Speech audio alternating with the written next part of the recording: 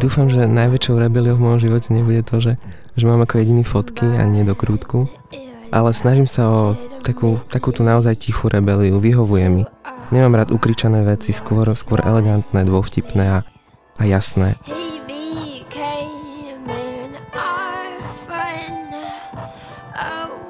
Toto je mamin styling a otcov zmysel pre fotky, ktoré mi vštepovali už od ranného detstva. Tak myslím, že nič iné ako návrhár zo mňa naozaj nemohlo vyrásť. No a teraz sa už len snažím, aby som to dotiahol do úspešného konca.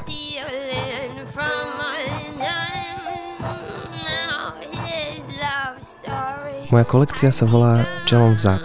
Inšpirovali ma fotky z registra trestov, sladkobolná melanchólia, tiahnúca zo spomienok na minulosť a napätie medzi francúzskymi maximalistami a nemeckými minimalistami.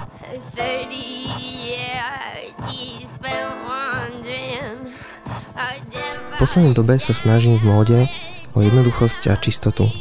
Pre komplikovaných ľudí môže byť jednoduchosť v obliekaní posledným útočiskom.